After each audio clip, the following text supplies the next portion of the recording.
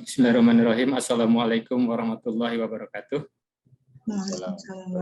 Mudah-mudahan suara saya terdengar dengan jelas. Mohon nanti diingatkan kalau tidak jelas. Terima kasih Pak Moderator, juga Pak Heru Sumaryanto. Semoga lekas menjadi profesor. Kita doakan bersama.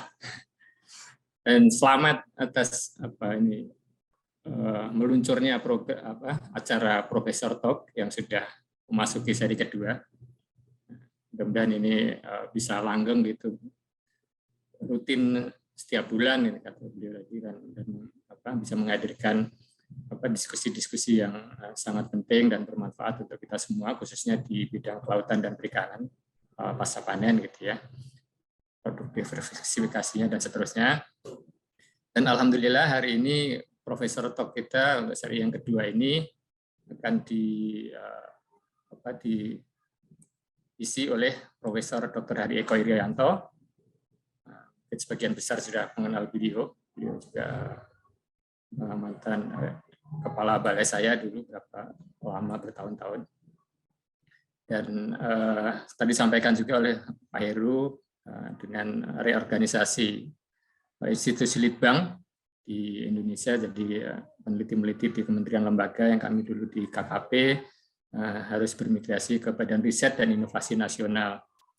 Di Profesor Hari Eko Irianto saat ini berada di Pusat Riset Bioindustri Laut dan Perairan Darat. Kemudian bidang beliau adalah teknologi pasca panen perikanan. Kemudian selain sebagai profesor riset di BRIN, Profesor Hari Eko ini juga guru besar Teknologi Pangan di Fakultas Teknologi Pangan dan Kesehatan Universitas Shahid Jakarta. Pendidikan terakhir beliau adalah PhD di bidang Food Process dan Product Development dari Massey University, New Zealand, 90-92. Biografi CV-nya panjang sekali, tapi yang utama itu nanti mungkin kalau bisa menginginkan informasi yang lebih detail, beliau juga publikasi atau bukunya sudah sangat banyak sekali. Dan pada hari ini beliau akan share pengalaman dan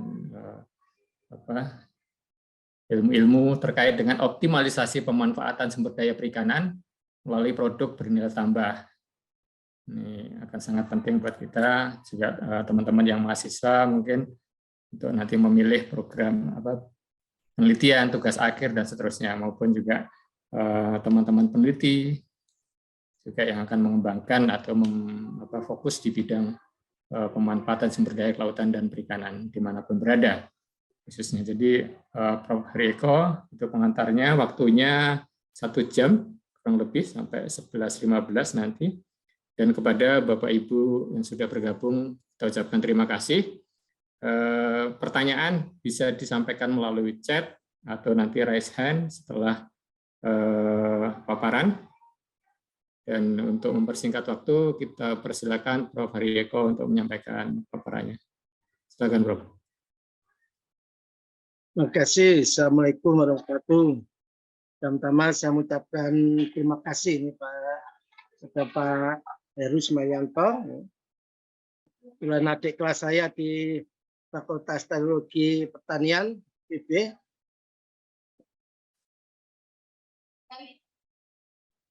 Ya, saat itu nawari saya untuk sebagai pembicara di Profesor Talk ini. Ya, saya menawarkan, kebetulan saya mau memilih yang mana, mau yang profesor riset apa guru besar. Dua-duanya saya ajukan judulnya. Nah, dipilih yang profesor riset, yaitu judul ini kebetulan judul orasi saya, cuma datanya aja saya update dengan yang terbaru. Itu saya terima kasih sekali ini pada Pak Heru, ini mewakili IPB University, tadi juga dari Pak Smart Fish Unido, dan Quarans Consulting, dan Pak Dwi juga sebagai moderator. Ini saya akan share ya.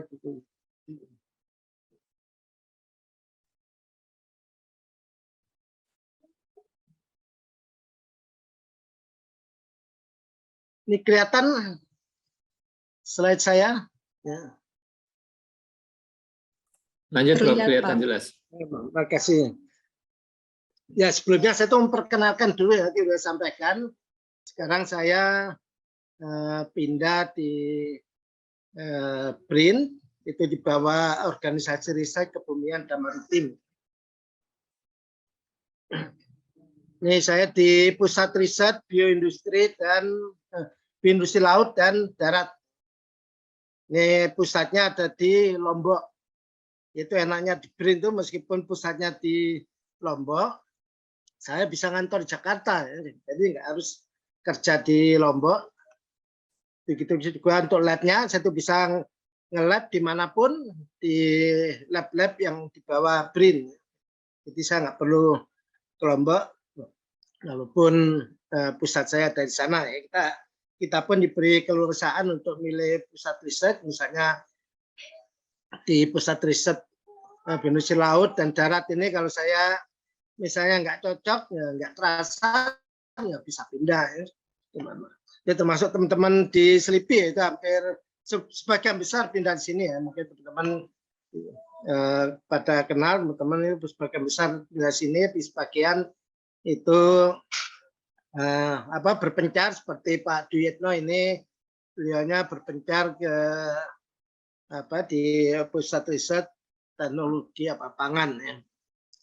Pangan dan pertanian, dan juga yang lainnya itu beberapa berpencar sebagai masuk sini. Ini bidang riset yang ada di tempat kami ya, seumpama mungkin akan melakukan kerjasama ya, penelitian atau mungkin dalam hal pembimbingan ya, kita itu cukup lengkap mulai dari kegiatan budidaya sampai kegiatan pasca panen. Sedikit perkenalan untuk pusat riset saya saat ini.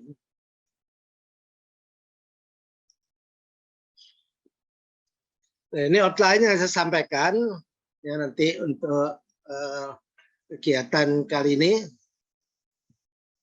cukup luas ya, yang saya sampaikan. Memang ini cakupan yang saya sampaikan di bahan orasi saya, kecuali yang nomor 10 terakhir ini memang tambahan dari saya, tapi saya sudah cukup lama ini untuk mempromosikan untuk produk indikasi geografis, pengembangan produk geografis. Karena di perikanan ini kurang begitu maju dibandingkan dengan pertanian. Ada potensi cukup besar.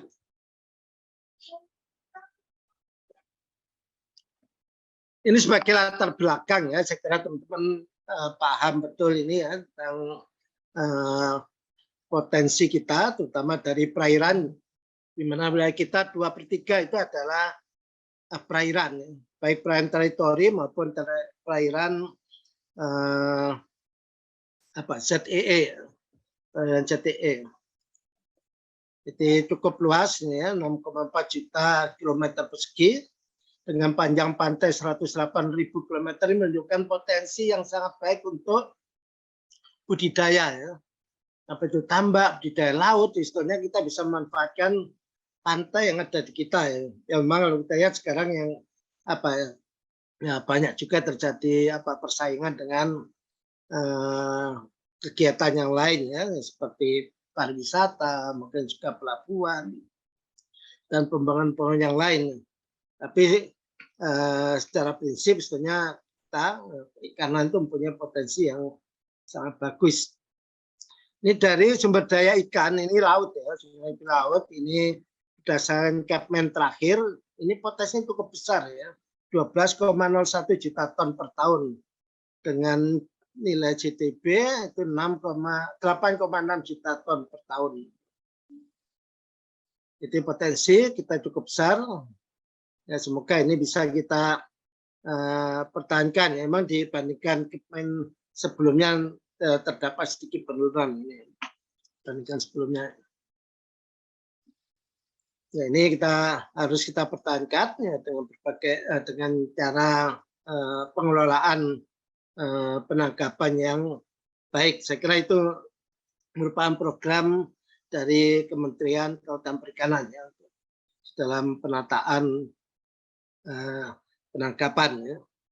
Ini potensi budidaya saya kira cukup besar. Ini saya kira pemanfaatan yang dimanfaatkan juga masih kecil ya. Ya, seingat saya itu masih sekitar 10% ya. Hingga sebetulnya potensi kita untuk lebih maju lagi untuk perikanan budaya itu sangat terbuka sekali. Potensi yang lain ya kita di daerah tropis ini terdapat jenis ikan yang lebih banyak dibandingkan daerah-daerah mungkin daerah temperate tropis ya. Kita jauh lebih banyak.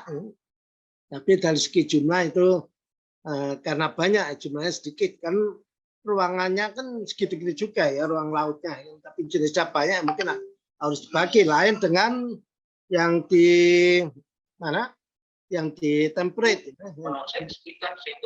Di temperate itu mungkin subtropis ya mereka jenisnya lebih sedikit.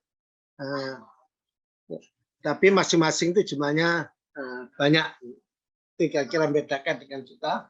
Potensi yang lain adalah biofarmakologi laut, ya, bioteknologi. Saya kira ini juga perlu dimanfaatkan. Yang sampai saat ini kita belum memanfaatkan dengan baik untuk ini ya. Dan potensi kita sebetulnya sangat besar. Ya. Dan ini kalau kita lihat nilai ekonomi dari sumber daya kita ini berdasarkan hasil studi yang cukup lama ini sekitar 82 miliar per tahun ya dengan perikanan tangkap ini termasuk juga besar yang walaupun demikian itu sama yang tadi ini budaya laut ini sebetulnya lebih besar lagi yang ini sebetulnya seharusnya kita mengarahkan pembangunan untuk perikanan budaya ke sana ya sehingga kita bisa memanfaatkan potensi yang secara ekonomis tentunya sangat besar. Sampai yang lainnya ini ada teknologi, budaya tawar dan tambak. Itu kira-kira terkait dengan potensi yang ada di kita yang sampai saat ini ya kita belum kita manfaatkan dengan baik ya. Sebetulnya bagi kementerian kita untuk berkiprah lebih baik lagi untuk pembangunan ekonomi itu sangat besar peluangnya. Ini coba kalau kita lihat terkait dengan perikanan tangkap, tadi saya sampaikan ya di potensinya 12,1 dengan GDP 8,6 juta ton. Ini GTP ini jumlah tangkapan yang diperbolehkan. Jadi meskipun potensi sekian kita nggak boleh menangkap semua, tapi sebagian yang bisa kita tangkap. Ini biasanya kalau GTP ini ya ketika saya masih Kapus Litbang Perikanan itu kita tetapkan sekitar 80%. Jadi kalau ingin lebih aman lagi bisa turunkan kita mau 60 atau 70 kalau ingin potensinya itu lebih aman lagi. Ini kalau kita lihat dari hasil tangkapan ini tangkapan dari laut ini kita lihat memang cenderung meningkat ya. Tapi kalau meskipun meningkat ini kalau kita lihat dari bandingkan dengan GTP ini masih di bawah ya. Jadi sebetulnya ini masih aman ya. Ini yang kita khawatirkan ada tangkapan yang tidak tercatat ya. Mungkin ada ya, kalau zaman dulu kan ada kapal-kapal asing yang mencuri di perairan kita. Ya. Nah semoga kalau seperti ini saya kira masih aman karena masih di bawah GTP ya. GTP 8,6 ini 7,5 tangkapan. Nah, sebenarnya kalau kita lihat ini sebenarnya KKP dengan sangat bagus sekali ini bisa memanage laut kita ya tangkapan di laut. Sampai itu kita masih mempunyai yang lain ya. Yang lain tuh terkait dengan perairan umum. Ini mungkin perairan umum kita masih belum maju ya dibandingkan negara-negara lain ya seperti di Thailand mungkin di sepanjang Sungai Mekong, yaitu itu mereka bisa memanage dengan sangat baik sekali ya. Mekong kan mulai dari Laos, kemudian Thailand dan lain-lainnya. Ini seharusnya mungkin ini sebetulnya masih cukup kecil, karena untuk potensinya sendiri kan itu sekitar 3 juta tonan ya untuk perairan umum, ya. Sekitar 3 juta ton. Yang seharusnya itu bisa dari tahun ke tahun 3 juta ton, karena saya nggak tahu ini kalau di laut kan sangat bagus sekali itu setiap tahun dilakukan penghitungan potensi, tapi untuk darat, untuk perairan umum ini tampaknya masih belum dilakukan dengan baik ya. Apalagi penelitinya yang biasa ngitung potensi itu sekarang saya lihat itu mereka pindahnya bukan di perikanan, mereka pindahnya di konservasi. Saya nggak tahu nanti siapa yang akan menghitung potensi untuk perikanan umum. Nah, perikanan laut saya kira nggak ada masalah ya, teman-teman masih pindah di pusat riset perikanan. Ini untuk yang perairan umum ini. Saya nggak tahu nanti seperti apa ini. Nanti kalau kita manage dengan baik ya mungkin nanti ya mungkin kemajuannya tidak bisa sebesar seperti yang ada di perikanan laut ya. Budidaya saya kira cukup tinggi ya, terutama untuk rumput laut. Ini yang utama budaya untuk hasil produksi budidaya ada rumput laut yang paling besar.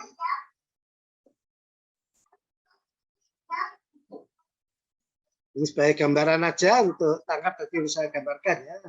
Ini ikan jenis apa aja, untuk memang ini merupakan ikan punya nilai ekonomis penting yang kita ekspor, terutama udang, tuna dan cakalang.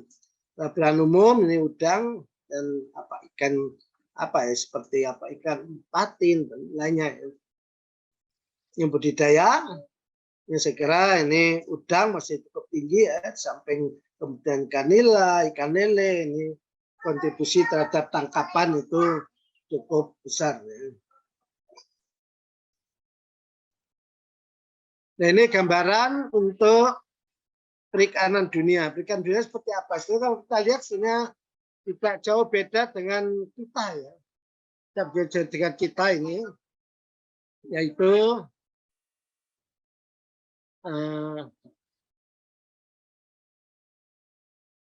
ini yang kita lihat laut ini tetap mendominasi ya. Kemudian ini ini dari laut, kemudian ini perairan umum, dan ini adalah aquaculture, ini budidaya dari budidaya laut, dan ini adalah budidaya air tawar. Ya. Kita lihat seperti itu ya, nggak jauh beda dengan kita. Dan kalau kita lihat dari pemanfaatannya ini memang kalau dunia ini ya, yang sebagian besar digunakan untuk pangan, sebagian ini untuk non pangan. Ya, non pangan ya mungkin seperti untuk pakan gitu ya, pakan. Nah itu gambaran potensi yang ada di kita, gambaran kalau kita bandingkan dengan dunia sebetulnya ya kalau dilihat trennya itu hampir sama di kita ya. Nah, untuk pengembangan produk, saya kira kita perlu juga untuk memahami tentang konsumen ya. Konsumen itu seperti apa ya. Nah, tingkah laku konsumen terutama terkaitan dengan pembelian ya, pembelian suatu produk. Itu ada beberapa faktor mungkin perlu kita pahami juga, yaitu ada faktor psikologi ya. Psikologi yang berpengaruh, yang mungkin ini terkait dengan psikologi mungkin motivasi kenapa dia membeli suatu barang ya. Dan juga mungkin mungkin dari pengalaman dia membeli itu menjadikan berpengaruh terhadap sikap psikologi dari mereka. Kemudian juga terkait dengan sikap dan kepercayaan terhadap suatu ya misalnya kalau ada yang percaya bahwa kalau terlalu banyak makan jenis tertentu nanti bisa menyebabkan berpengaruh terhadap bayi yang sedang dikandung, misalnya seperti itu. Kemudian juga faktor sosial ini diantaranya berpengaruh adalah terkait dengan keluarga ya, keluarga mungkin di keluarga situ sangat berpengaruh ya. Ya mungkin kalau ada di dalam keluarga itu ada yang sangat suka ikan, ya mungkin ada kecenderungan dalam keluarga itu akan membeli ikan untuk memenuhi kebutuhan gizi dari keluarganya. Ya. Dan juga mungkin terkait dengan masyarakat di situ. Ya.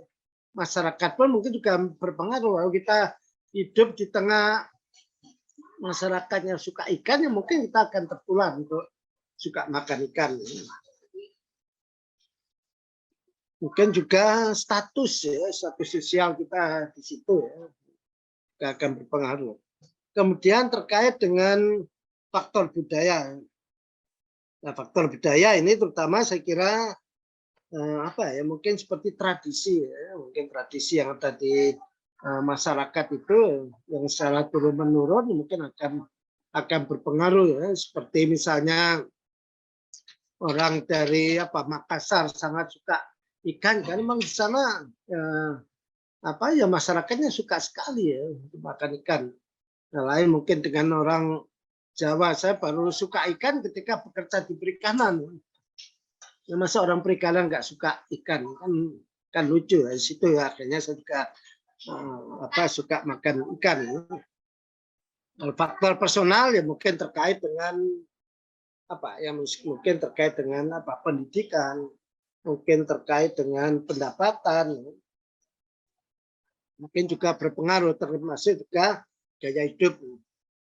Faktor ekonomi ya mungkin ya terkait dengan seperti sekarang ini ya mungkin terkait dengan inflasi, saya nggak tahu nih dengan kenaikan BBM akan berpengaruh terhadap terhadap pembelian terhadap ikan.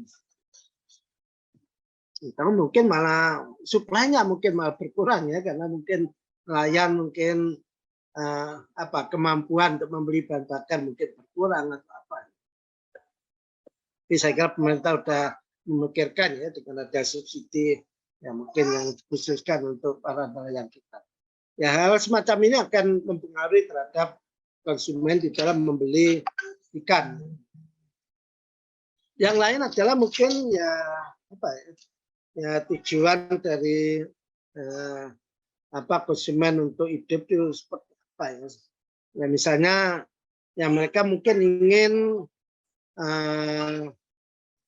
sehat untuk waktu yang lama, ingin tetap sehat. Saya kira wajar lah. Seperti kita pun bagi harapan hidup orang Indonesia kan semakin tinggi kan. Karena harapan hidup orang Indonesia sekitar 70 tahun kan sekarang. Dan kemudian juga kita ingin ya, karena kita ingin sehat, ya mungkin juga ingin terbebas dari permasalahan kesehatan. Saya kira ini suatu hal yang umum ya, karena kita mencegah sakit itu jauh lebih murah dibandingkan kalau kita ngobatin. Ya.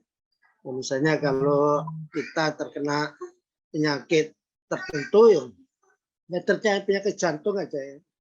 Misalnya pengalaman saya udah masang ring itu tiap bulan obatnya itu ya, terasa juga ya.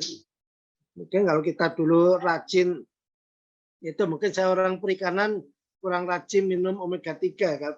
Padahal saya dokternya omega 3 tentang minyak ikan ya, tapi masih pasang ring ya. Mungkin dulunya kurang ya karena saya dulu cuma minum 2 kapsul omega 3 ya, setelah kena pasang ring sama dokter tanyain Bapak minumnya berapa? 2, oh seharusnya 3. Itu seperti itu kurang. Yang lain mungkin ya kita memberikan awal yang baik terhadap anak-anak kita. Saya kira ini penting sekali ya. Bahkan kalau mungkin kalau teman-teman semua itu mempelajari tentang omega 3, ini sarankan untuk ibu-ibu itu yang mau menginginkan punya anak yang pintar, itu seharusnya makan ikan itu pada saat menyiapkan mau hamil aja disarankan untuk makan ikan terlebih dahulu sehingga mendapat konsumsi omega 3 yang cukup. Selama hamil pun ya diharapkan ya seperti itu. Nanti begitu anaknya lahir ya banyak diberi makan ikan ya. Sehingga kita memberikan awal yang baik bagi anak-anak kita. Ini permasalahan kesehatan, ini kalau kita lihat ini yang malnutrisi, saya kira kita juga masih ada. Kemudian kolesterol darah yang tinggi. Itu saya sudah mengurangi makan daging, kalau diuji kolesterol ternyata masih tinggi juga. Makanya saya berpikir mungkin minum air pun air bisa jadi kolesterol mungkin nanti. Kemudian yang lain ada terkait dengan tekanan darah tinggi. Ya, dua hal ini menimbulkan banyak kematian kalau kita lihat dari gambaran ini ya.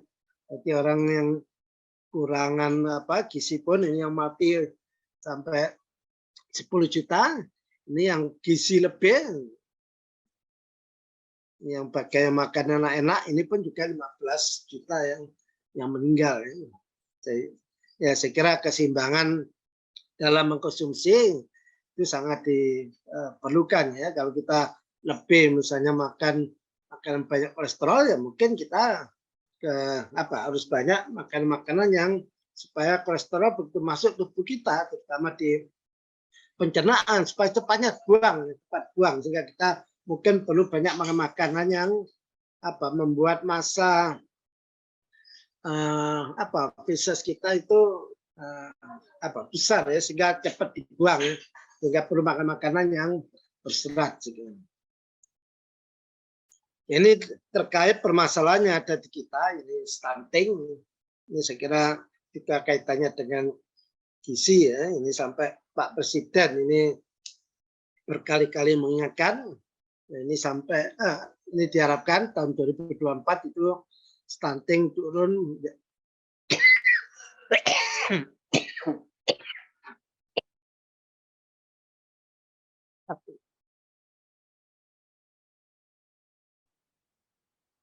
Diharapkan turun menjadi 14%. Saya kira banyak ini ya, Kementerian punya program ini termasuk juga di KKP. Ketika saya masih di KKP ya, ini di penelitian-penelitian kita membuat judul-judul penelitian untuk menunjang ini. Saya kira program-program di desain teknis pun juga mengarah ke sini untuk mendukung program pemerintah mengurangi stunting ini, terutama di beberapa daerah ini ya. Sebetulnya targetnya sih ada beberapa daerah yang bisa kita targetkan, kita nggak perlu semuanya, tapi daerah-daerah yang memang udah parah itu yang perlu jadikan prioritas dalam program penanggulangan stunting ini. Itu satu hal lagi yang sekarang ini tampaknya juga mulai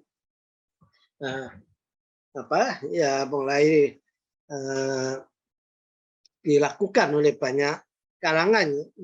Ini bahkan mulai masih yang muda ini gaya hidup yang sehat dan juga cenderungan untuk makan makanan yang alami, bukan yang sintetis. Ini saya kira ini saya lihat anak-anak saya juga sangat concern tentang hal ini.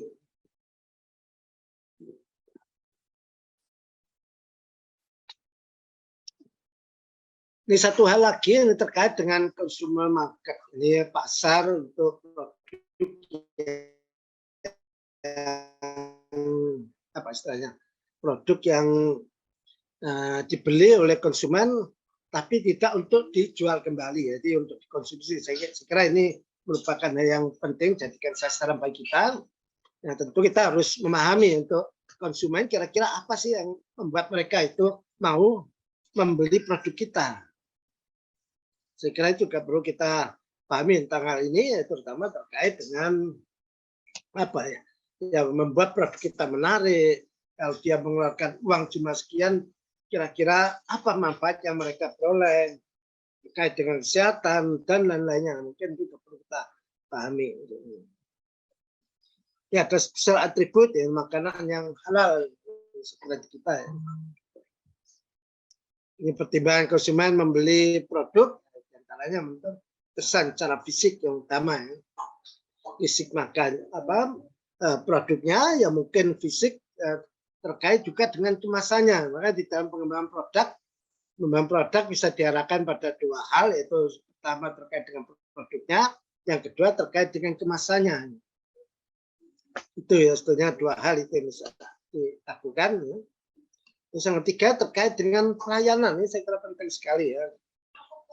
Ini ada pengalaman di rumah saya ini ada istri saya beli di warung dekat rumah, membeli mie instan ya, mie instan suatu merek ya. Ternyata belum sampai di rumah itu masih dalam kemasan, ternyata itu berjamur, kemudian oleh istri saya itu dimasukkan dalam amplop, kemudian dikasih alamat, dikirim ke mana, customer service-nya mie instan tersebut. Ternyata tidak lama itu, dalam waktu mungkin nggak sampai sebulan kita dikirimi tiga dus kemasan ya. Kemasan Indomie. Itu menunjukkan bahwa mereka benar-benar tanggung jawab tentang produk yang mereka pasarkan dan memberikan kepuasan pada konsumen.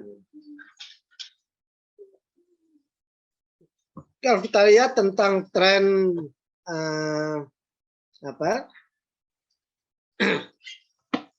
produk hasil perikanan yang ada saat ini ya. Ini kalau kita lihat dari statistik, bukan statistik, ini saya lihat di laporan tahunan dari Ditjen PDS di kita, dari produk olahan yang dihasilkan, itu sekitar 54% merupakan produk olahan tradisional. Ya, tradisional ya ikan asin, ikan pindang, ikan asap, dan ikan produk fermentasi. Yang utamanya dari ikan asin, banyak 54%.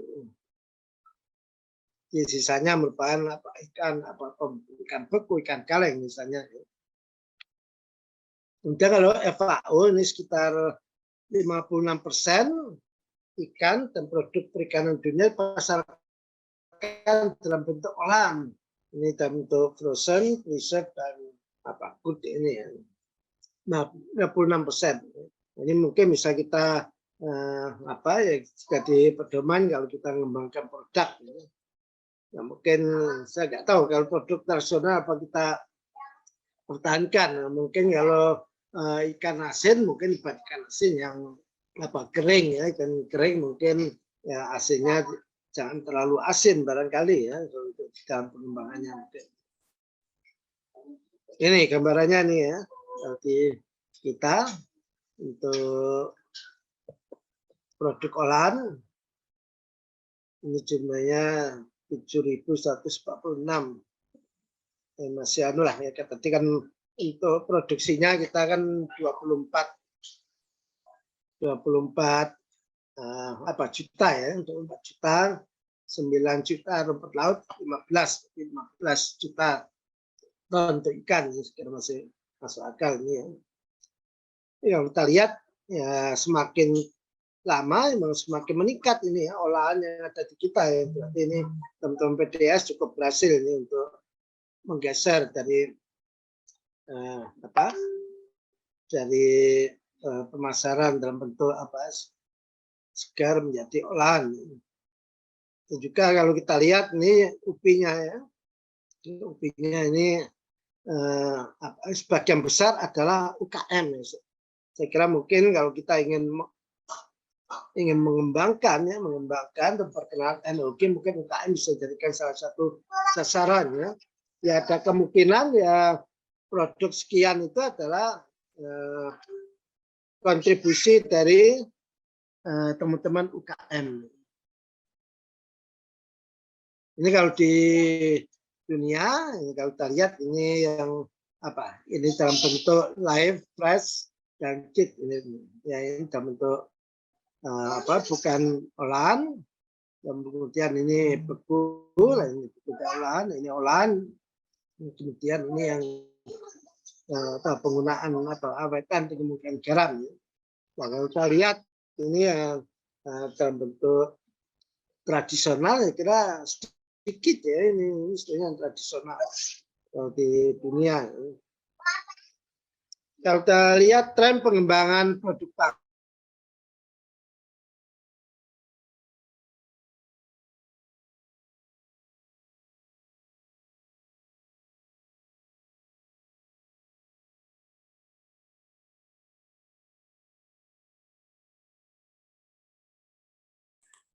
Kok hilang ya?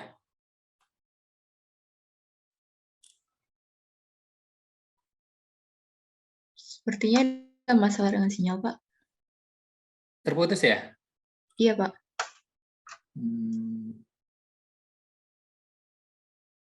Mbak itu peserta minta copy ini nanti bisa di-share ya? File ya? Bisa, Pak. Nanti dari panitia akan di-share. Iya, baik. Gimana? Di Japri, Prof. Heri Eko-nya? Takutnya nggak tahu kalau putus.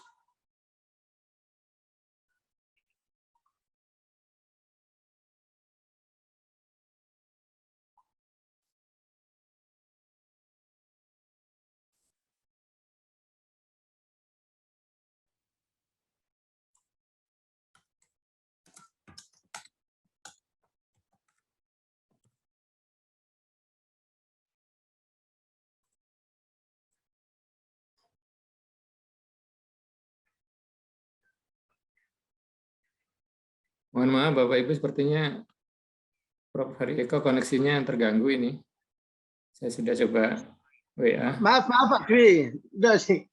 Sudah. Saya nggak tahu ini. Padahal sinyalnya cukup kuat ya di rumah saya. Lanjut Pak. Ya, sebentar. Masih berapa menit lagi Pak Dwi?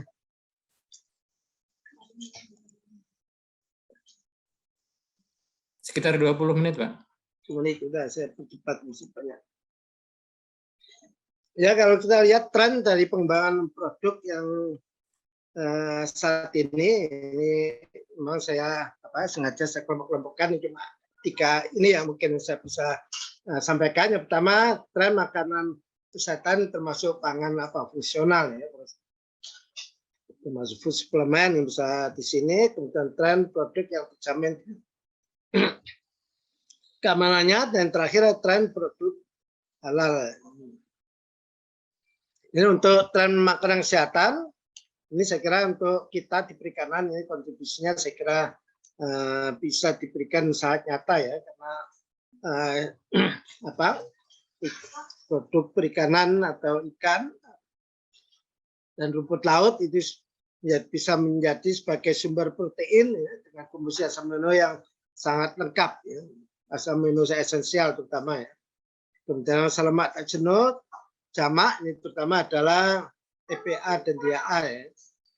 Kemudian mikronutrien, kemudian saya kira ya seperti vitamin A, kemudian zinc, kalsium, bahan aktif. Saya kira ini banyak penelitiannya mengungkapkan bahan aktif yang berasal dari dari ikan maupun rumput laut. Dan juga serat pangan, ini terutama dari rumput laut ini, serat pangan. Nah, ini sebagai gambaran ya untuk sebagai sumber esensial untuk protein dan mikronutrien. Ini ada beberapa produk ini yang dihasilkan oleh teman-teman di kantor saya ini, spirulina, minuman, ya. Kemudian kolagen, ini peptida, ini dari hidrosa protein ikan HPI. Ya, beberapa produk ini komersial. Ini ada permen karet ya, omega 3, kemudian juga ada tuna candy, salmon candy. Ini ada jus yang ditambahkan chondroitin. Ini join jus. Join ini kan join itu persendian. Kemudian juga minuman yang mengandung omega 3. Ya, minum 3.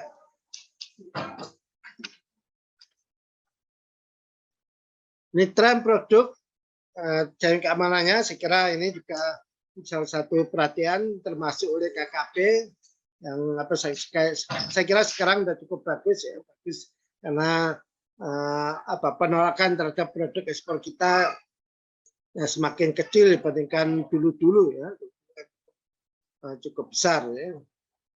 Ini beberapa hal yang menjadi perhatian kita, pencemaran, ada mikroba, bahan kimia, dan lain-lainnya ya. Nah, kalau sekarang ini juga ada yang mulai menjadi perhatian adalah mikroplastik ya, mana mikroplastik. Yang moderator kita ini ahlinya untuk mikroplastik. Ini tren produk halal, saya kira sudah jelas bukan di kita aja, termasuk di negara-negara non-Muslim pun mereka juga mempunyai semacam asosiasi yang mengurusi tentang halal ya. Apalagi di kita sudah ada undang-undangnya. Memang yang menjadi permasalahan apabila produk perikanan itu sudah tidak terlihat bentuk ikannya ya, misalnya bentuk bakso atau sosis ya, mungkin ada campuran di bahan-bahan yang mungkin tidak halal.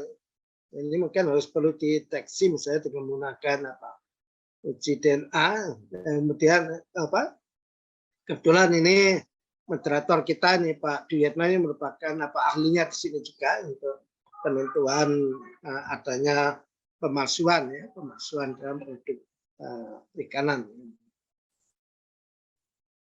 Ini faktor penting dalam pengembangan produk. Yang pertama itu faktor bahan mentah, faktor konsumen, faktor pasar, dan faktor teknologi. Ini terkait dengan bahan mentah, sekarang kita tadi juga sudah saya singgung, ini kita di daerah tropis ini keragaman spesiesnya cukup besar ya, banyak jenisnya ya, tapi masing-masing jumlahnya sedikit ya. Ya lain misalnya di subtropis misalnya untuk surimi mereka menggunakan kapolok ya, sekali tangkapan itu ya sekali bowling ikannya bisa semuanya kapolok ya. Lain dengan kita nangkap ikan macam-macam. Pasokan tidak konsisten ya, nanti kita ini tergantung dari musim. Dan bahkan ketika saya masih awal jadi peneliti, ketika penelitian di Muncar itu dalam waktu 1 bulan tidak dapat 1 ekor ikan pun ya. Ya mungkin karena saya itu nggak paham ya terkait mungkin La Nina, hingga ikan itu ada di kedalaman ya, sehingga tidak bisa tertangkap di jaring. Umur simpan pendek ini juga perlu menjadi perhatian ya. Saya kira semua pengusaha perikanan tamu kali ini ya, mungkin untuk beberapa ikan yang perlu diperhatikan itu terkait dengan histamin. Ya. Ini faktor konsumen, ya, selera konsumen sangat dinamis sekali. Ya. Ini cepat sekali berubah. Bagi mungkin mereka dengan tingkat pendapatannya meningkat, mungkin yang awal makanan itu dirasa enak, ya, setelah kaya, oh ini makanan jadi tidak enak. Tidaknya sudah berubah. Ini konsumen harus dilibatkan dalam pengembangan produk. Ini mulai dari menentukan ide sampai ke market trial sekarang perlu dilibatkan ya. Biasanya kalau mendekatin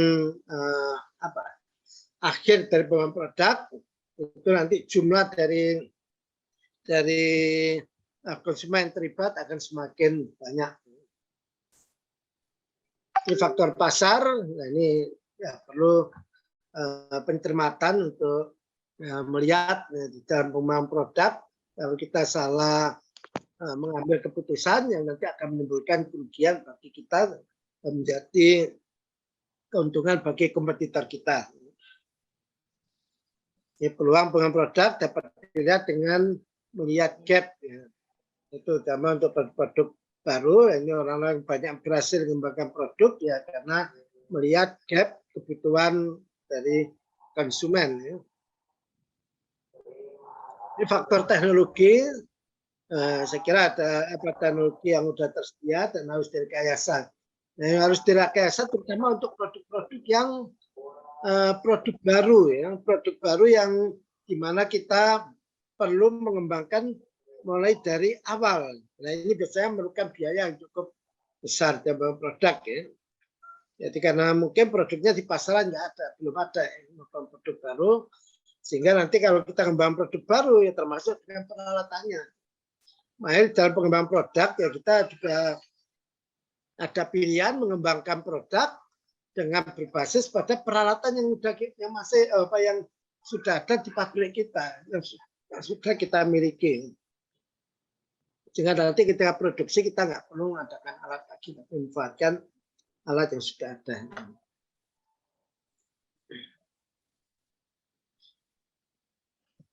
Ini dalam pengembangan produk, ini dalam konsep yang pernah saya ajukan. Saya kira ini masih relevan ya. Dan kalau kita lihat di sini mungkin kalau di BRIN saya kira ini sangat relevan sekali karena sekarang kita di BRIN dituntut untuk melakukan kolaborasi antar peneliti yang berasal dari satu PR atau mungkin dengan PR lain atau mungkin dengan organisasi riset lain atau mungkin juga dengan perguruan tinggi maupun dengan swasta. Ya. Sehingga dengan demikian nanti ada tahap tertentu yang mereka harus melakukan kolaborasi. Itu tahap riset sampai komersialisasi sini, hilirisasi. Nah, di sini ya, peran dari stakeholder sangat penting. Kalau tetap periset sampai ke sini ya nanti ya belum tentu dia hasil risetnya cocok ya dengan stakeholders, dengan pengguna nantinya. Sehingga kalau mereka dilibatkan, ya memang kalau bisa terlibat sejak awal akan bagus sekali ya. Tapi mungkin ya nggak apa-apa, tahap tertentu mereka dilibatkan. Ya, kalau enggak, ya setelah kita mendapatkan paten, ya paten itu baru kita lisensikan, kita jual. Kalau cocok ya mungkin nanti akan digunakan.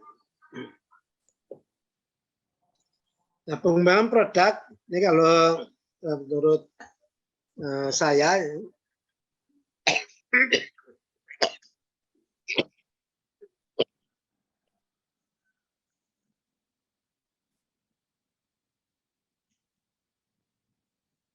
ya gimana kita itu bisa mendapatkan nilai yang lebih tinggi. Ya biasanya kalau ikan hidup, saya ikan kerapu, begitu ikan kerapu mati, jadi ikan segar itu harganya udah jatuhnya bukan main. Makanya gimana kita ingin bisa mendapatkan nilai yang tinggi, nah ini teknologi ikan hidup ini perlu kita kembangkan. Makanya menurut saya ya ikan segar ini dijadikan sebagai titik awal dan pengembangan produk. Ya kalau kita ke kiri pun menurut saya juga tetap bisa disebut sebagai nilai tambah ya, sepanjang kita bisa memberikan nilai yang lebih tinggi dari sini. Kalau kemudian dengan pengolahan ya jelas ini karena ini melibatkan teknologi, ya kita harapkan sini juga akan memberikan nilai tambah nantinya. Kemudian sini ada hasil samping ya, limbah ya kan ini bisa diolah karena limbah ini mungkin bisa menghasilkan produk yang lebih mahal dibandingkan produk utama. Ada kemungkinan seperti itu. Ini untuk finfish ya, untuk ikan. Ya. Ini seperti transmutasi hidup. Ini di kantor saya yang lama di Perikanan UP. Ini dulu penelitian sudah kita lakukan mulai tahun 80-an itu ikan hidup ya. Itu termasuk juga krustase. Ini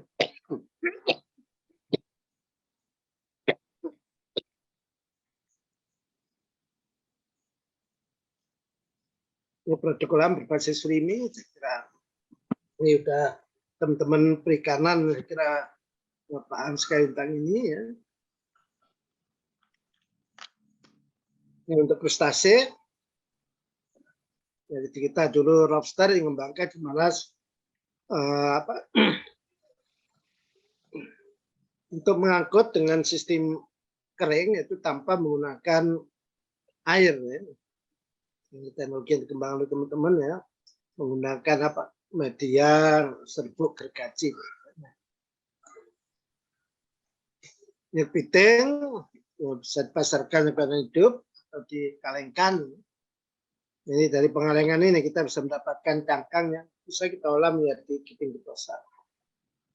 Itu untuk udang, ya, saya kira kita tahu ya, bagian besar itu diekspor dan untuk kue ya. Salam. Ini pengembangan untuk produk rumput laut, ya, picocolloid, ya. Picocolloid bisa agarofit, rhinofit, dan alginofit. Yang sudah dilakukan nih teman-teman saya, ini kalau di selipi dulu ya. Ini agar kertas, agar batang, modern, dan kemudian dalam bentuk jelly, agarosa, banyak sekali yang produknya ini carcinofit, ya, ini diantaranya ATC, karakenan kertas pun juga kita lakukan, terus pengharum ruangan. Ini terakhir ini sep liquid, ini Pak Jamal Basmal ini digunakan untuk diantaranya untuk pupuk ya, dan juga produk-produk formulasi untuk hujan-hujan tertentu. Ini nilai tambah ya, kalau saat ini yang banyak diekspor dalam bentuk rumput laut kering, dan kemarin saya dengar sekarang ini harganya sedang tinggi sekarang ya untuk Cotonou ya.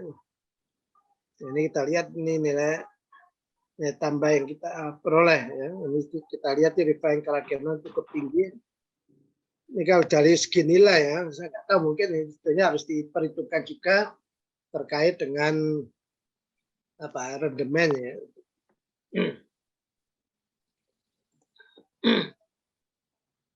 Ini untuk alginofit, ini ada produk ya seperti yogurt alginat. Ini alginat minuman alginat ini diproduksi teman-teman karena alginat dibuktikan bisa menurunkan kadar gula darah ya, segera baik untuk diabetes. Bahkan teman-teman ini ada yang membuat kapsulnya. Ini juga minuman teh dari sargasum ya. Waktunya 10 menit lagi, Prof ya. Ya. Ini untuk pewarna tekstil ya. Ini juga pengembangan yang lain ini untuk kertas.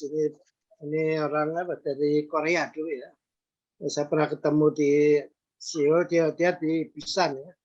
Nah, kemudian dia menceritakan dia sekarang saat itu ya nggak mengarahkan ke kertas, ternyata cukup sampai pap ini, karena pap ini bisa diekspor, itu harganya katanya cukup tinggi ya. Ini pap ini untuk untuk cleansing atau ya, untuk kosmetik. Ini nori, ini daging nabati kolorba, ini penelitian saya, ini belum kolorba.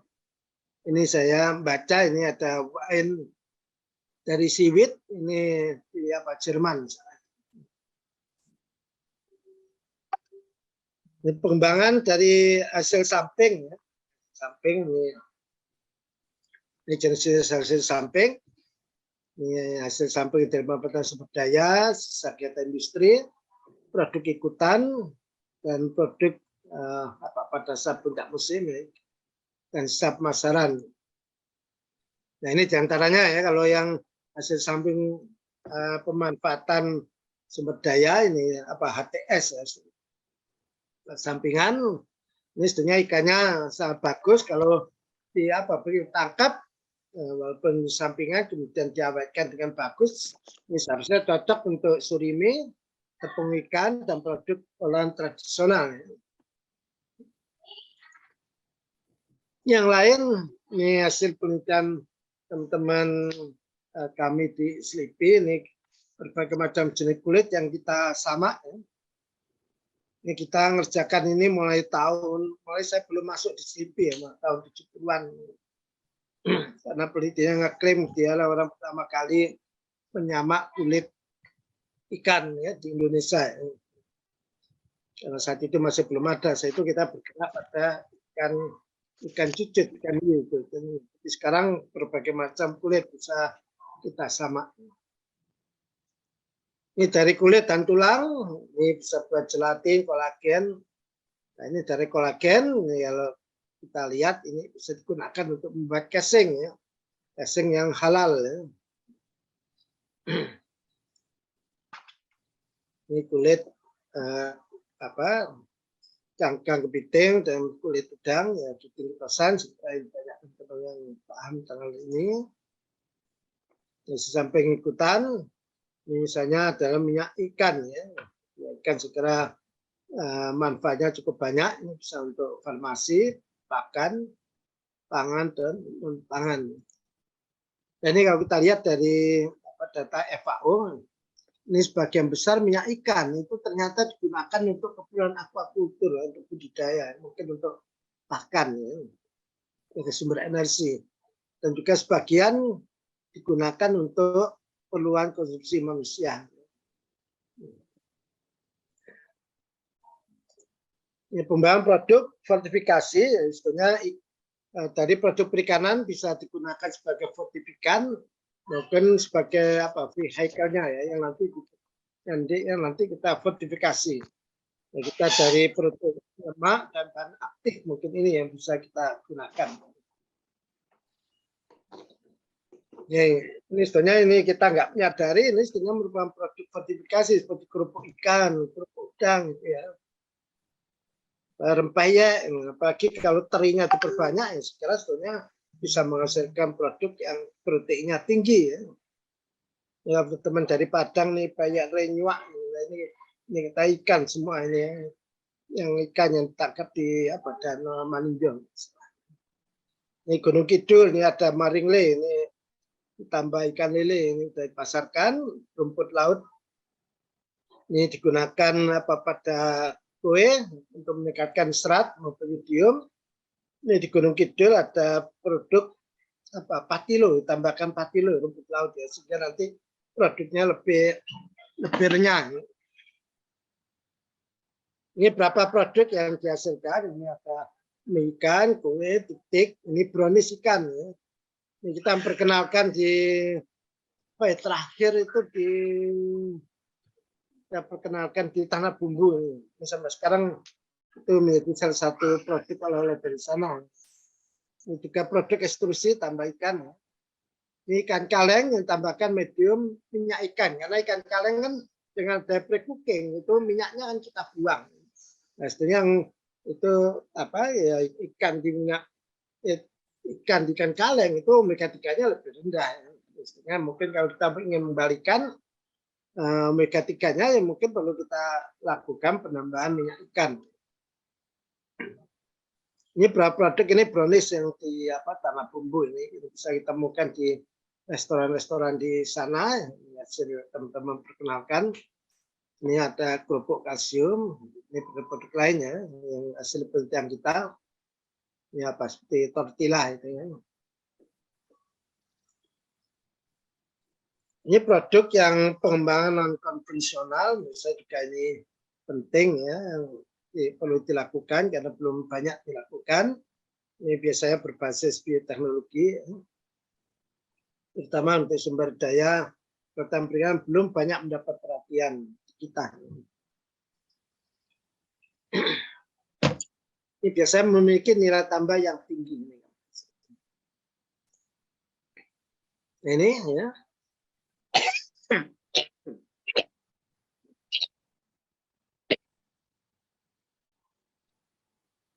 Ini potensi 5 menit lagi, Prof. Ini potensinya ya, bisa digunakan. Nah, ini aplikasi produk berasal dari marine byproduct. Ya. Ini khasiatnya, ya. Sehingga kita bisa menghasilkan produk-produk yang mempunyai manfaat bagi kesehatan kita. Ini sama dengan tadi. Ya. Ini proteoform hasil penelitian teman-teman di SLIPI, ini merupakan enzim ya, enzim yang isolasi, ekstrak dari Bacillus thuringiensis yang biasanya kita temukan di lingkungan laut bakteri ini. Ini karena enzim protease ini. Ini kolagen tripang, ini hasil penelitian teman-teman, saya gunakan untuk moisturizer, anti akne, anti aging, dan anti wrinkle ya, kusut. Nah, wrinkle itu itu ya?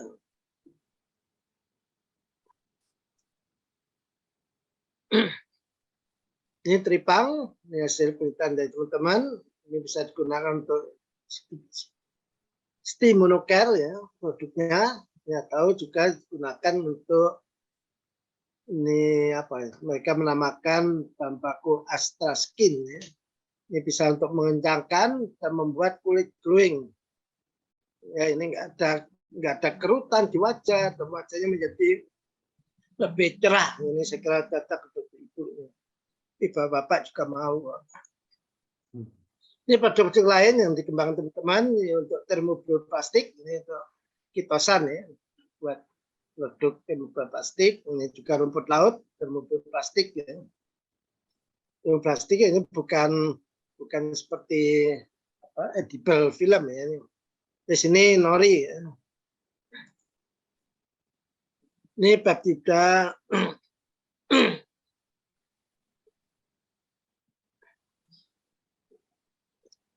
ini dari HPI ya, itu bisa protein ikan.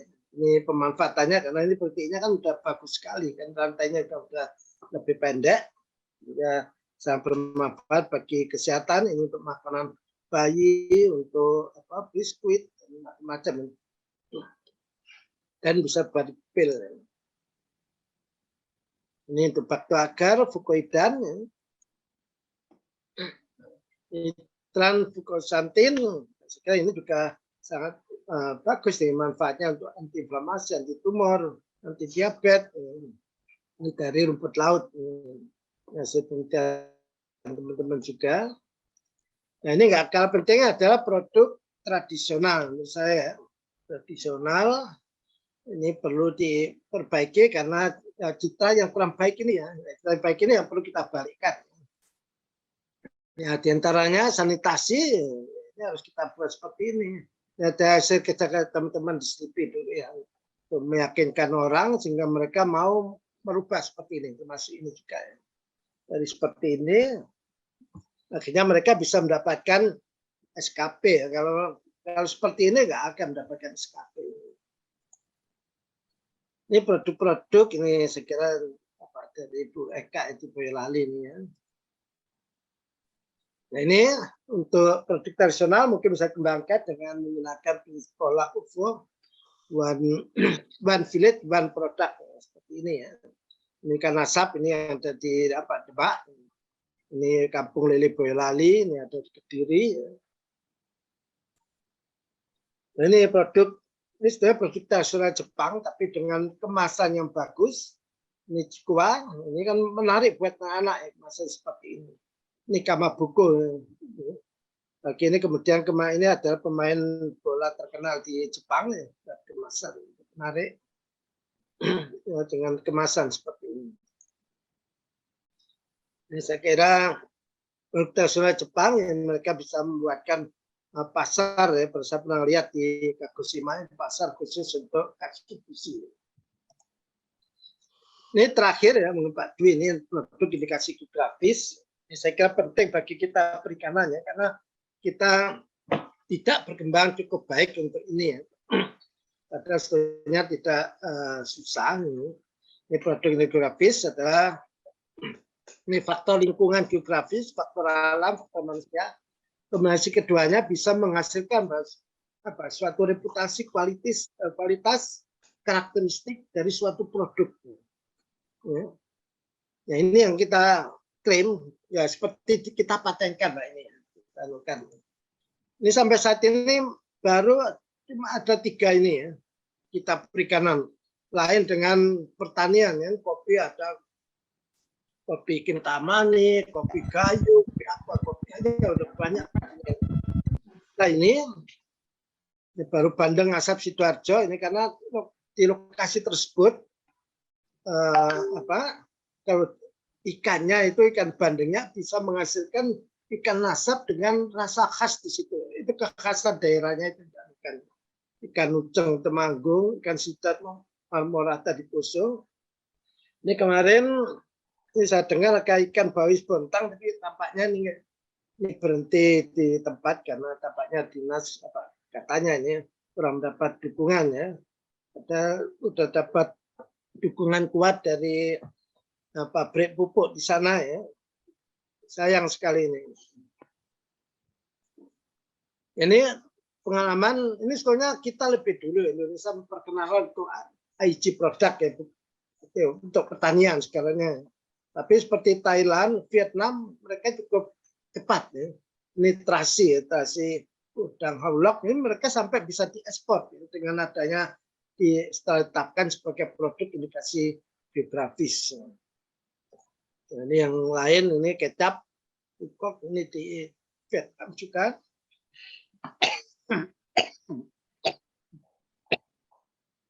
Ini juga diekspor ini.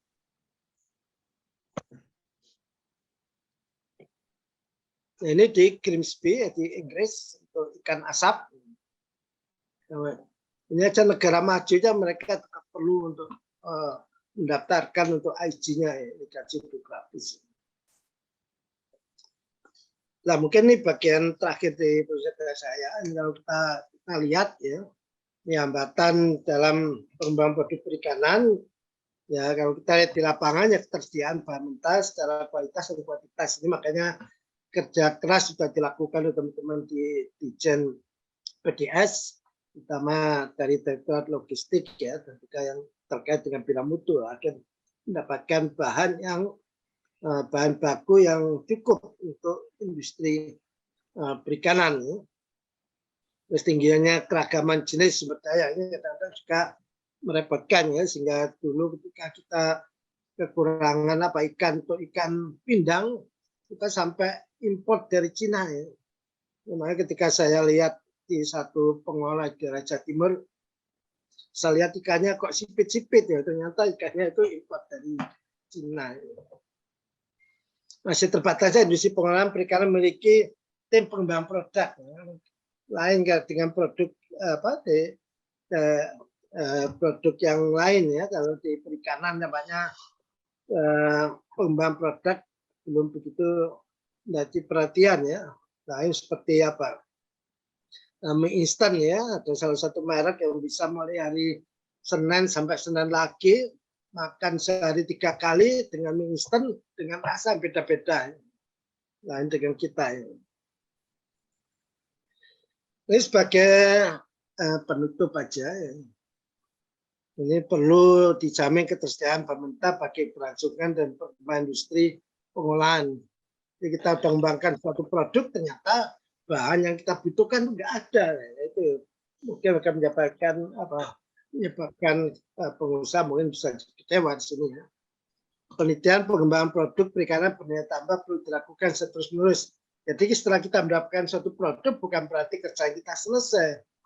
Nah, kita perlu melakukan pemantauan karena mungkin nanti pesaing kita menghasilkan produk yang lebih bagus dari yang kita. Mungkin kita nanti akan kalah, makanya kita perlu memperbaiki lagi.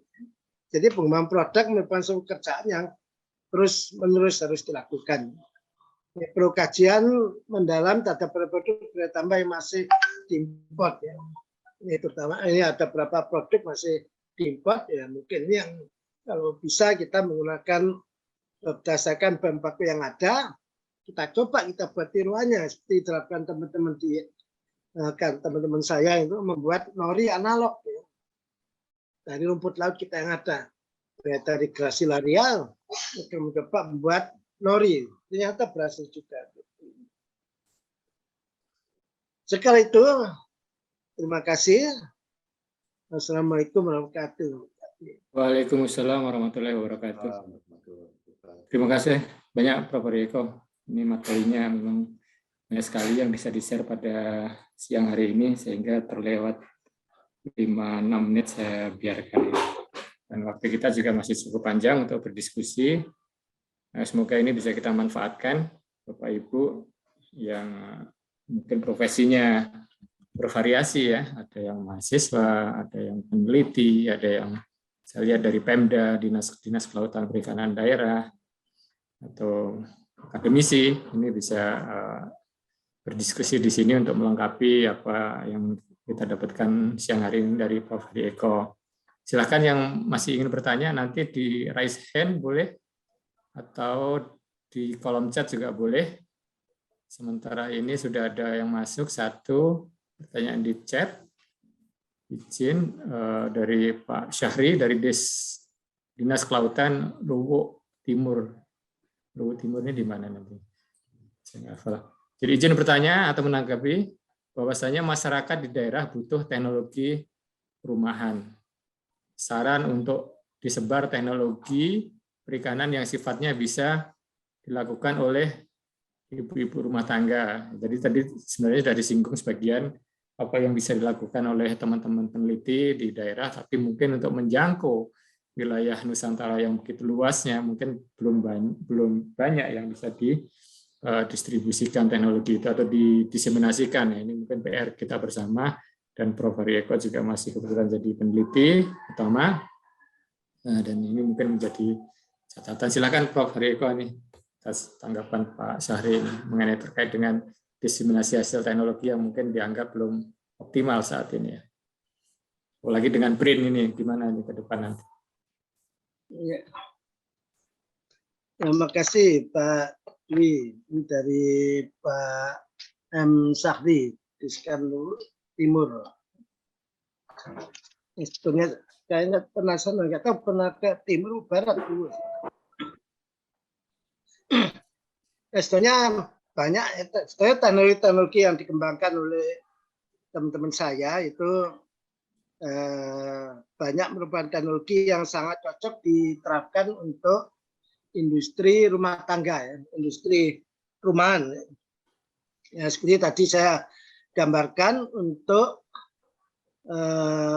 produk yang itu siapa? Produknya Bu Eka tadi ya. Sebentar saya anukan ya.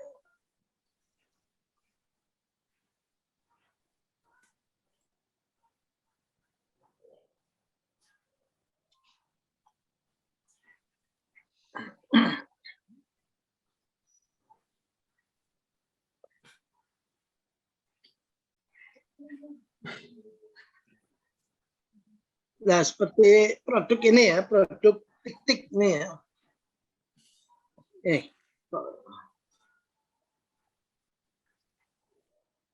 Nanti produk.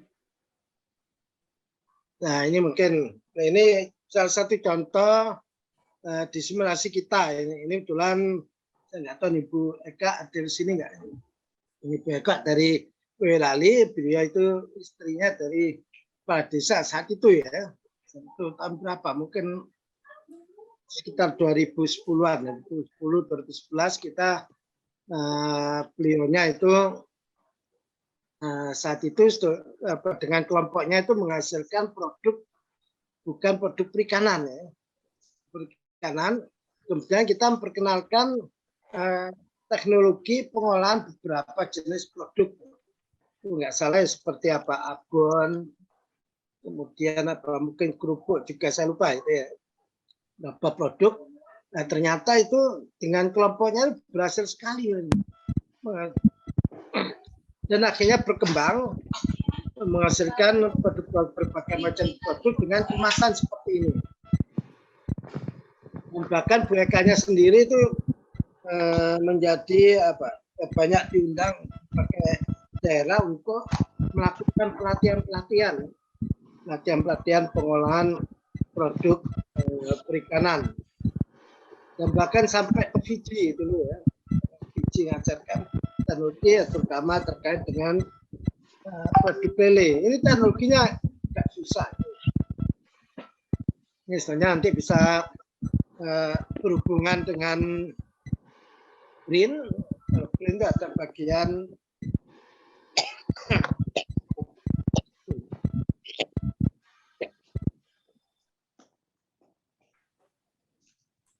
ada direktorat apa ya, diseminasi apa ya, mungkin Pak Dwi tahu, mungkin bisa menghubungi mereka untuk melakukan kerjasama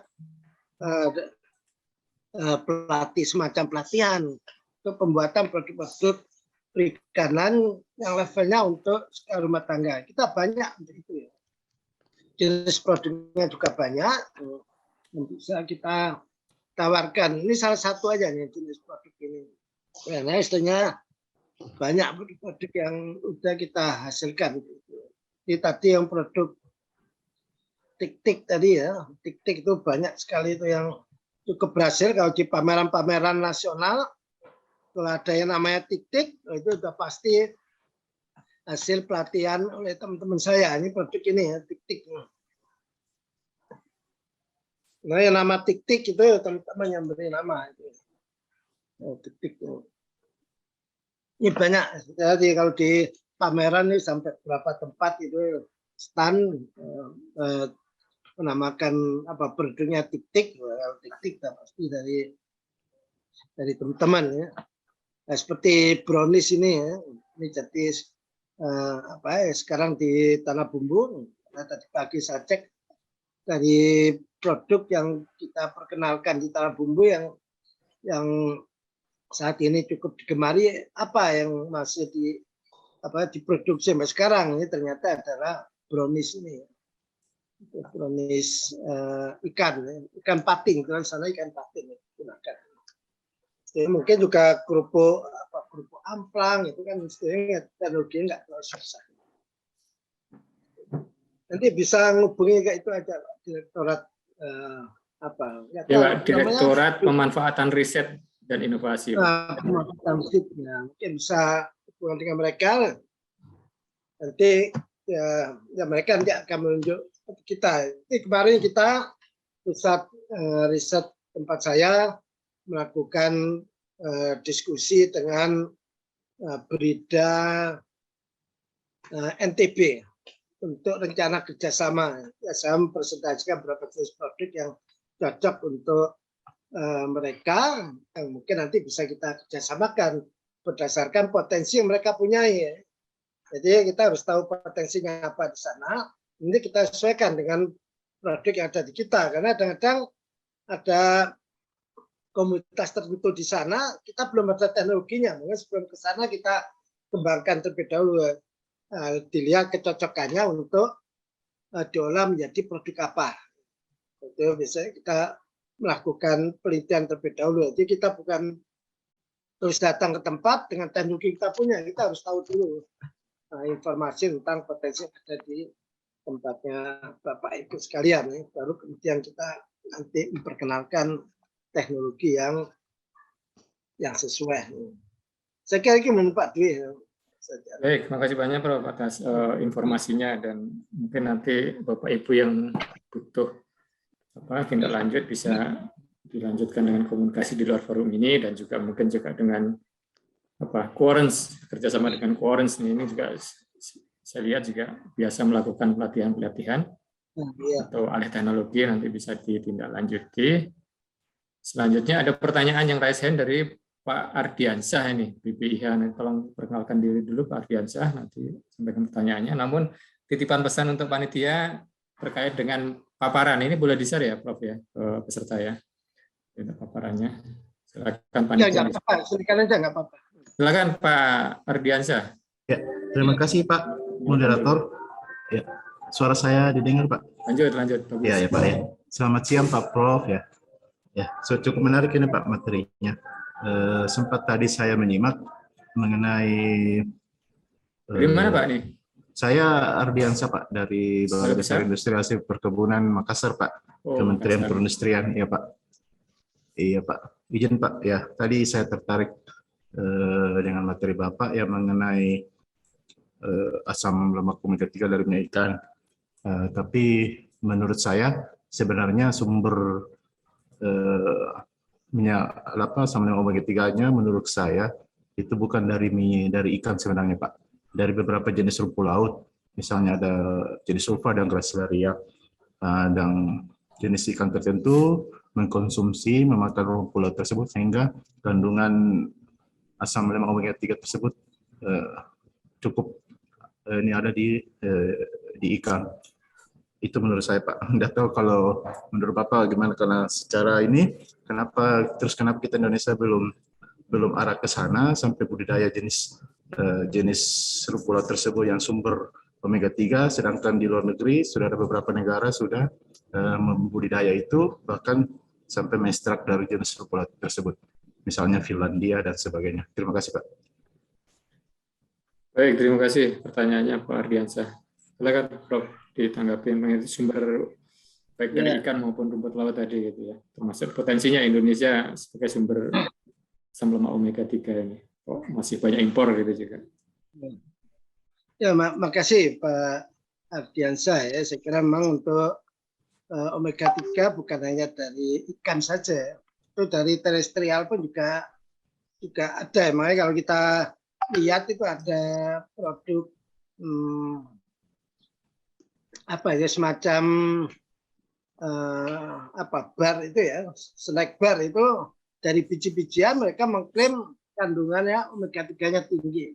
Nah, ada beberapa biji-bijian mengandung omega tinggi. Kalau ikan ya biasanya mereka ikan kan makan plankton, mungkin juga mikroalgae. Mikroalgae pun juga ada beberapa yang mempunyai kandungan lemak yang tinggi, seperti nanoklopsis itu yang cukup tinggi. Dulu teman-teman juga mencoba untuk mengekstrak ketika kita masih rame-ramenya ingin mengembangkan biodiesel, biofuel. Nah, biodiesel kita kembangkan itu, kita budidayakan karena kandungan lemaknya berdasarkan teori itu bisa hampir 50%. Ada yang lebih dari 50%. Memang betul itu cara untuk budidaya sebenarnya juga nggak terlalu susah itu. Kalau yang di pernah saya lihat mereka menggunakan semacam pipa-pipa gitu ya untuk kalau yang misalnya di teman-teman di Jepara mereka untuk mikro algae itu mereka menggunakan bak khusus. Ya, memang salah satu permasalahan dia kalau ada kontaminasi ya, sangat dihindarkan. Nah, untuk saat ini kita belum mengarah ke sana ya. Belum mengarah ke sana untuk itu. Dulu pernah kita mulai, tapi tampaknya mungkin dari sumber yang lain tuh udah nggak ada yang mengembangkan untuk ke sana. Kita udah mencoba sudah kandungan lemaknya mau kita ekstrak, istilahnya memang cukup tinggi untuk itu. Kalau dari rumput laut, saya nggak tahu ya, kalau seperti gracilaria kan utamanya itu untuk agar ya. Untuk agar saya nggak tahu itu kandungan lemaknya sampai seberapa besar ya, karena biasanya yang lebih kita arahkan untuk memperbaiki metabolisme suatu makanan, kita menggunakan menggunakan rumput laut ya, kan sebagai sumber. Jenis Gracilaria salicornia Pak, setahu saya Pak. Gitu. Iya, salicornia, iya Pak. Dengan ulva Pak. Iya Pak. Ulva, ya Iya. ulva ya. Kita juga baru mau melakukan penelitian. Ya mungkin itu bisa menjadi masukan bagi kita untuk penelitian. Kebetulan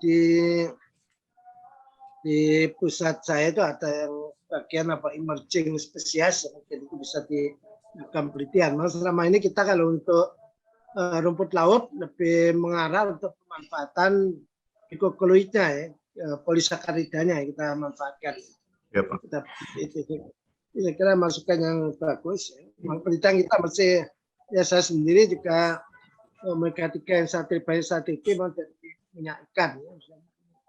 Dan yang kemudian ada teman-teman yang mikroalgae, memang salah satunya untuk mengatasi masalah ketika kita dengan masalah biofuel, biodiesel. Saya kira itu memang kita masih belum penelitian. Saya kira bagus masukannya. Ya, terima kasih Pak. Ya, Terima kasih Prof. dan Pak Ardiansyah. Ini Makassar ini kan lumbungnya rumput laut ya. Ya, Pak.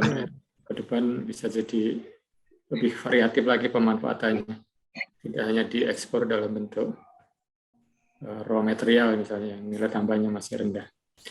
Ini selanjutnya sebelum mungkin Pak Sigit nanti, ini ada pertanyaan juga dari Bu Imas di chat. Izin bertanya Prof, di salah satu slide ada aplikasi ketulisan untuk termobioplastik. Mengapa istilahnya menggunakan termobioplastik? Maksudnya bagaimana? Yang sudah melakukan riset ini di lembaga mana atau di tempatnya Bapak Eko sudah melakukan ini misalnya? Apakah bisa sumber lain, misalnya gelatin ikan digunakan untuk produk bioplastik? Terima kasih, silakan. Ya, makasih. Ini kita sebutkan sebagai termobioplastik ya, karena memang di dalam prosesnya itu kita lelekan ya.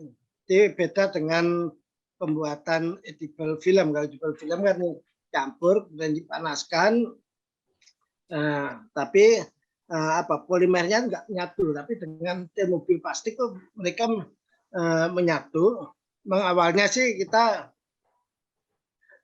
ingin digunakan sebagai filler ya.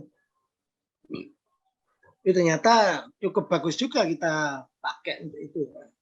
Dalam penelitian teman-teman di kantor saya ya, memang untuk termobioplastik khususnya berasal dari bahan rumput laut atau mungkin dari bahan dari marine, ini belum banyak dilakukan ya.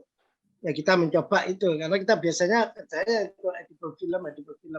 Nah, kita coba sehingga nanti bahannya itu seperti nanti keras gitu ya, keras bisa dipakai untuk bikin kemasan ya, seperti apa untuk gelas ya, seperti itu ya, untuk mangkok produknya seperti itu hasilnya.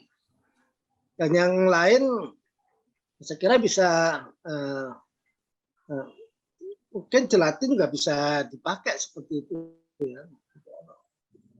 Kan bukan bahannya bukan kitosan aja, kita juga menggunakan bahan polimer yang lain ya, dari kalau nggak salah itu menggunakan tapiok kalau nggak salah. Dan yang lain dari rumput laut ya, kita kerajinan juga kita coba untuk termoplastik. Ya, akhirnya kita bisa menghasilkan produk yang kaku ya, bukan edible film yang lemes ya. Kita membuat produk yang kaku sehingga nanti bisa dipakai untuk membuat produk seperti mangkok, piring, sendok seperti itu. Tapi biodegradable produk yang dihasilkan. Karena itu ya, karena kita berpikir penelitian seperti itu ya, mengingat ya sampah plastik di Indonesia itu cukup tinggi ya, kalau nggak salah itu kontribusi kedua terbesar, kedua ketiga itu Pak Duyetno itu ahlinya itu karena setelah Cina ya, kontribusi terhadap sampah plastik. Nah, dari situ kita teman-teman mencoba berbagai macam, setelah kita pelajari karakteristiknya, kita buat untuk termobioplastik ini ya. Sampai saat ini kita masih berjalan. Sekarang di BRIN ya, kita masih bersaing untuk mencari pendanaan penelitian termobioplastik. Ini kita proposal kita juga masih tahap seleksi sekarang. Belum banyak ya penelitian seperti itu. Banyak kan orang dari dari tapioka yang digunakan ya, dari tanaman-tanaman yang lain. Mereka belum melirik untuk ke laut ya, padahal kan laut mungkin untuk produksinya mungkin bisa berlangsung sepanjang tahun, kemungkinannya seperti itu. Lebih mudah pengadaan bahan bakunya. Ya, kita harapkan nantinya bisa lebih murah lagi. Dan saya kira itu Pak Dwi. Yang jelas di kantor kami ya Pak. Kantor kami yang lama. Ya. Ini juga sudah dilakukan, dan Bu Imas ini mungkin peneliti atau mahasiswa ini bisa menjadi bahan penelitian ya untuk produk-produk lain yang punya potensi sebagai bahan plastik dan mungkin juga tidak single compound, tapi harus dicampur material lain yang memungkinkan sifat yang baik. Kita sebenarnya diberi waktu panitia sampai 11.45, tapi masih ada satu pertanyaan lagi dari Pak Sigit. Mudah-mudahan ini bisa kita akomodir. Silakan Pak Sigit. Dari mana dan pertanyaannya? Baik, matur nuwun, terima kasih Pak Moderator, Pak Prof. Saya Sigit Aji, pengajar SMK Pak dari Karimun Jawa. Menarik sekali pemaparan hari ini. Melanjutkan yang tadi Pak, mengenai kelanjutan dari diseminasi, kelanjutan dari beberapa penelitian yang sudah dilakukan itu bagaimana agar bisa katakanlah terserap dengan lebih luas lagi. Jadi saya kebetulan di Karimun Jawa itu ada agribisnis rumput laut dan juga jurusan agribisnis pengolahan seperti itu, dan kebetulan kemarin pada waktu penyusunan kurikulum Merdeka saya juga ikut andil di sana dalam pengembangan kurikulum. Jadi kesempatan ini ingin saya gunakan untuk bertanya bagaimana cara kami di SMK ini untuk bisa mengakses berkaitan dengan hasil-hasil penelitian itu, bukan cuma hasilnya Pak, tapi detail prosesnya seperti itu. Berkaitan dengan tadi, bagaimana ini bisa terserap lebih luas lagi. Kalau saya membayangkan hasil-hasil penelitian ini yang sekiranya dengan alat dan prosedur yang cukup sederhana seperti itu bisa menjadi sebuah modul-modul kami di sekolah-sekolah seperti itu Bapak. Tempo hari saya juga ikut pas webinar tentang pengolahan rumput laut, itu ada kayak misalkan, dipersingkat Mas, waktunya. Ya, misalkan beras rumput laut, ada kemudian kemarin plastik rumput laut gitu. Itu bagaimana bisa kami mengakses detail prosesnya seperti itu Pak. Syukur-syukur bagaimana caranya biar misalkan dari DKP atau IPB atau apa bisa berkolaborasi sehingga produk-produk itu nanti muncul dalam bentuk modul ajar yang bisa kami ajarkan ke sekolah. Jadi dengan seperti itu saya membayangkan bentuk diseminasinya itu, karena sebagian besar selain di pelatihan juga masuk ke kurikulum. Mungkin seperti itu Pak, sekedar mungkin masukan atau pemikiran, atau karena ini juga sedang proses ini pembentukan modul ajar seperti itu untuk SMK. Kiranya itu Pak, matur nuwun, terima kasih sekali. Assalamualaikum. Waalaikumsalam Pak Sigit, ya nanti mungkin berkolaborasi ya Pak BRIN dengan KKP, karena KKP kan juga punya pusat Pusdik ya, pusat pendidikan ya. Iya Pak. Mungkin itu juga bisa relevan juga untuk digandeng. Tapi Prof, silakan ditanggapi Prof. Ya, terima kasih ya.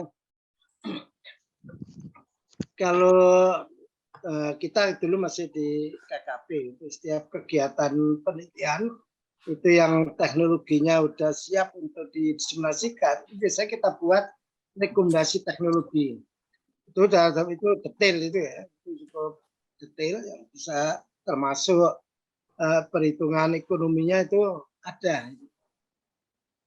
Itu di KKP, mungkin masih bisa menghubungi di Badan BRSDM ya, Badan Riset dan Sumber Daya Manusia di KKP untuk menyampaikan itu. Karena KKP sekarang sudah pindah di BRIN, ya, mungkin ya bisa mencoba berhubungan dengan Direktorat di Pak Dirno, mungkin mereka nanti bisa temukan dengan peneliti yang mengembangkan kegiatan tersebut. Kita bisa diskusi tergantung teknologi yang mana, yang pasti untuk detailnya kira penelitian punya untuk itu ya. Tapi secara resmi dulu udah kita serahkan di KKP yang resmi. Nah, mungkin itu yang digunakan juga oleh teman-teman penyuluh ya, karena setiap yang disampaikan penyuluh itu harus mendapatkan rekomendasi ya, diantaranya itu dari kegiatan yang sudah disusun oleh teman-teman peneliti ya, terbentuk rekomendasi teknologi.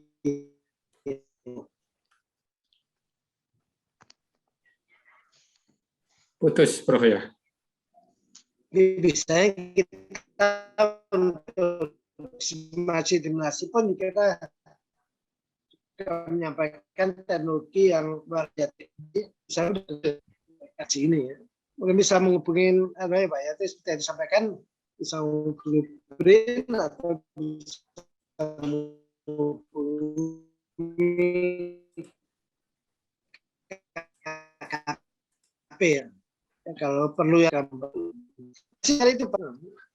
Baik, terima kasih Prof atas informasinya, dan saya kira salah satu tindak lanjut dari Profesor Talk ini kan ada WA group ya yang antara peserta ya, nanti mungkin diskusi-diskusi lanjutan dari forum-forum seperti ini bisa dilanjutkan di WA group yang dimoderatori oleh Pak Heru dan kawan-kawan. Pak Heru juga biasa melakukan pelatihan-pelatihan itu, juga mungkin bisa nanti memandu dan segera menginformasikan terkait dengan kebutuhan Bapak Ibu yang ada di daerah. Dan ini alhamdulillah sudah lewat 5 menit dari waktu yang disediakan oleh panitia. Sekali lagi terima kasih pada Prof. Hari Eko yang sudah memberikan kuliahnya pada pagi hingga siang hari ini, banyak sekali ilmu yang kita dapat. Kemudian juga Bapak Ibu sekalian, khususnya kepada peserta dan kepada Warrens yang sudah memfasilitasi pertemuan ini. Saya tutup dengan pantun pendek. Jalan-jalan ke Pangandaran, melihat penyu melompat-lompat. Sampai jumpa lagi Bapak Ibu sekalian. Mudah-mudahan ilmu yang diperoleh hari ini banyak manfaatnya. Saya kembalikan kepada Mbak Moderator. Assalamualaikum warahmatullahi wabarakatuh.